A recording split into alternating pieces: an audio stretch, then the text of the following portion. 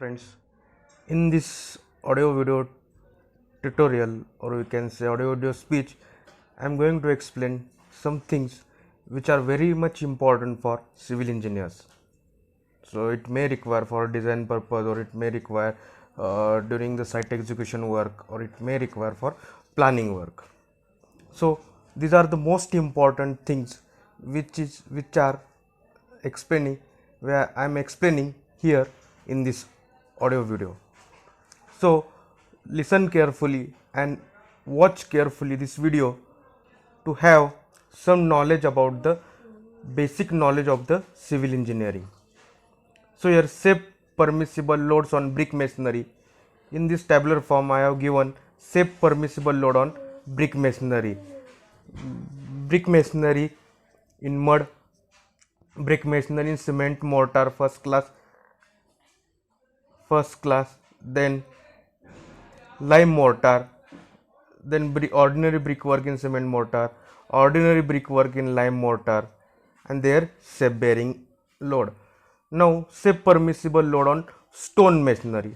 In third safe permissible load, firstly I have given in ton per meter square, and then converted it into the kilonewton per meter square. Then coarse durable lime mortar. So this type of permissible, safe permissible load, these are required whenever we will do design of any structure or design of any masonry. Then grading limits for fine aggregate. So these are required, grading limits, these are required for concrete. As you know, sand or fine aggregates is the one of the important element from the concrete. Concrete is made by a combination of cement, sand and aggregate. Sand is also called as the fine aggregate. So here grading is necessary. So in first column BIS sieves are given, and then in second column percentage by weight passing through sieve they have given. Now size of members in loose soil. So in loose soil, if you have constructed a trench with a depth or size of trench, then what are the permissible minimum thickness of sheets or wells and struts. So their sizes in loose soil. Then values of modulus of rupture. As you know, importance of modulus of rupture. So here the values are given for lime concrete, cement concrete 124, 136, 148. Then angle of repose of various soils. So as you know, to form the pyramid or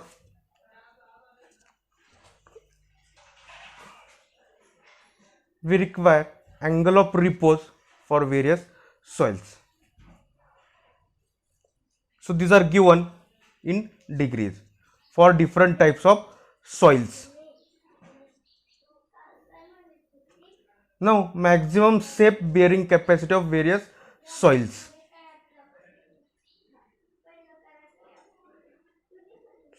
So maximum safe bearing capacity of soil. Why this is required? This is required during the design of building, design of foundation. How much depth we need to, or how much load we are giving on that soil. Now noise level for the different structures. Acceptable noise level in decibel. And types of building.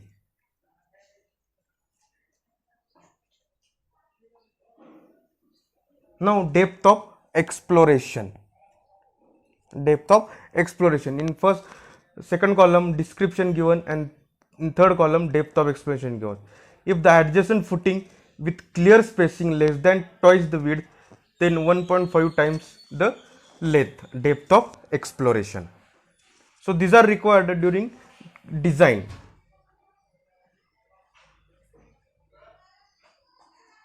So base of retaining wall, then floating basement, pile foundation, isolated spread footing or raft foundation, weathering conditions. Now minimum sizes of rooms. So during planning of building, we require this information. Minimum sizes. Your room size should be minimum should be this much. More than that you can provide, but less than that it is not permissible as per bylaws, building bylaws. So habitable room size, 2 habitable rooms, kitchen only,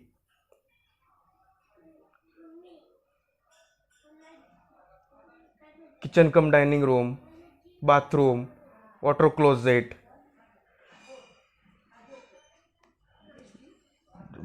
bath water closet combined, mezzanine floor in living room.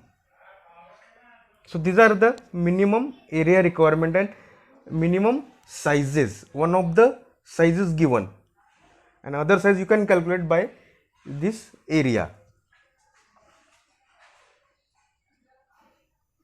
Now weight of various materials. Here weights are given in kilonewton per meter cube. So different materials: aluminium, asphalt, bitumen, brick, brass, cast iron, cheerwood, compacted earth, copper, deal wood, lead, limestone, marble,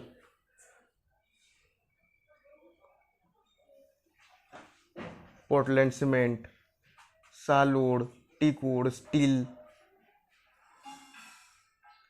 jack arch roof, Mangalore tiles, windows with frames. To require quantity we require, to calculate the quantity we require this. Then uses of steel.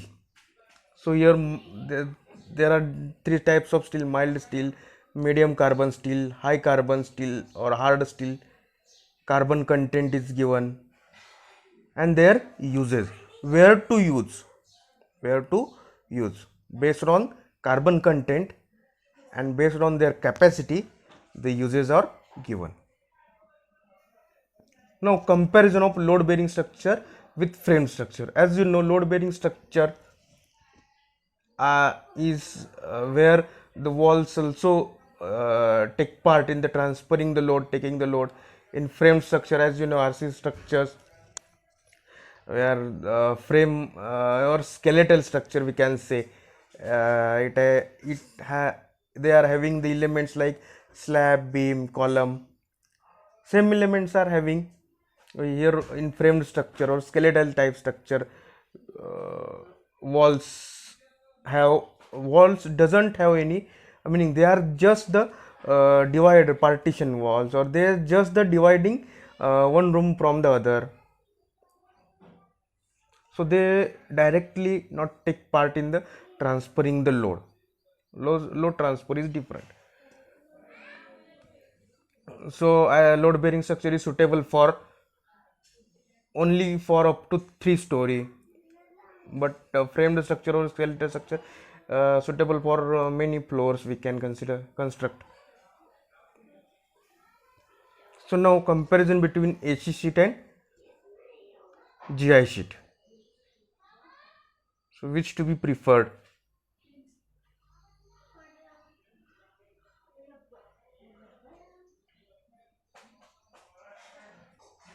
So AC sheets are soundproof, GI sheets are not soundproof.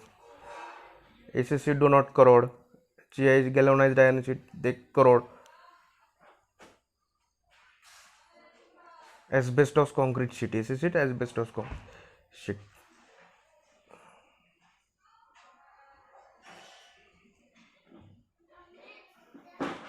Now comparison between asphalt, bitumen, tar.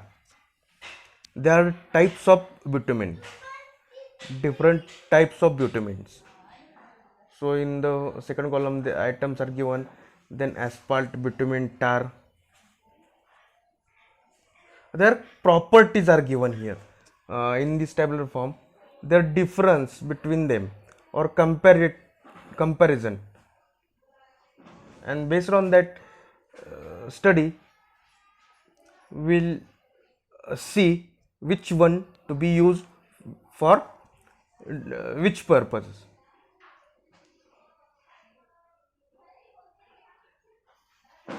Then recommended mixes of concrete. So proportion of concrete here given in first column, then second column maximum size of aggregate which is to be used in that concrete given, and then the nature of work is given for that this concrete is to be used. So 1 2, that is first in this proportion concrete mix, first is the cement, second is the sand, and third is the aggregate. Second is the sand is also called as the fine aggregate. So 1 2 3 or 1:1.5:3 3/3. So maximum size of aggregate is also important. Which type of aggregate, which size aggregate we need to use in which type proportion. So as you know, cement and sand make a paste, forms a paste, and it will bond between the aggregate, and the load is taken by the aggregate. So that's why the size of aggregate matters here. Now composition of ordinary cement. So the first is given ingredients of cement, then second percentage of chemicals used in the cement, or percentage of ingredients, percentage of that ingredient. Lime is 62%, its range is given, so it may not exactly 62, but in between 62 to 67. Then silica, alumina, calcium sulfate, iron oxide, magnesia, sulfur, alkalis, these are the ingredients of concrete, and their percentage are given, and their chemical formula is given in the second. So lime is CaO, calcium oxide, SiO2, alumina Al2O3, calcium sulfate CSO4. Then now crushing strength of different types of rocks. So there are three types of rock: igneous, sedimentary, and metamorphic. So igneous have more strength than other type of rocks. In Newton per mm square they have given crushing strength. So type igneous rocks. In second column we have given names of igneous rocks, names of sedimentary rock, names of metamorphic rock. In third column crushing strength is given in Newton per mm square. Now bulk densities of different building materials are given in this table. So different building materials and their bulk densities. So clay brick, so bulk kilonewton per meter cube they have given bulk density. So water absorbing capacity, in simple words we can say water absorbing capacity,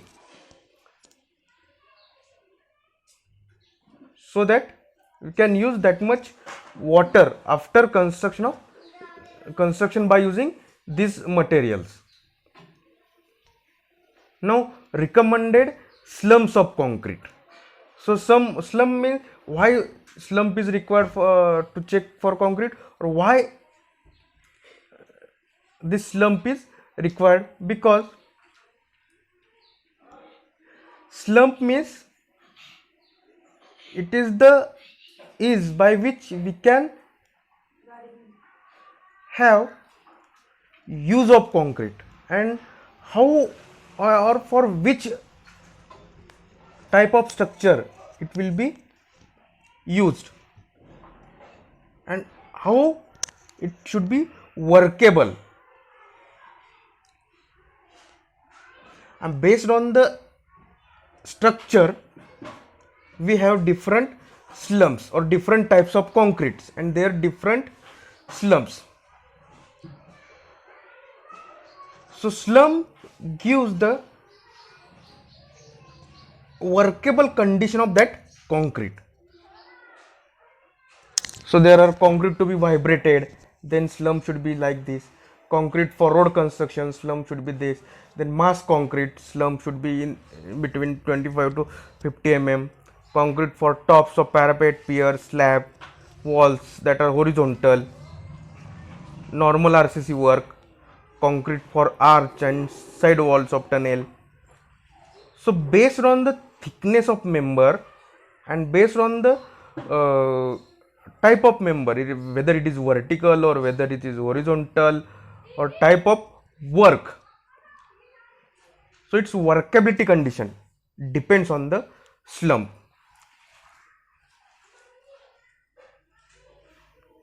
Then here components of building. So as you know, there are three parts of building: substructure, superstructure and plinth. So substructure is, or we can say it as foundation, and superstructure. So elements are shown in the figure. Now this is the cross section of building in which the substructure and superstructure elements are shown. So this is also most important for civil engineer to study.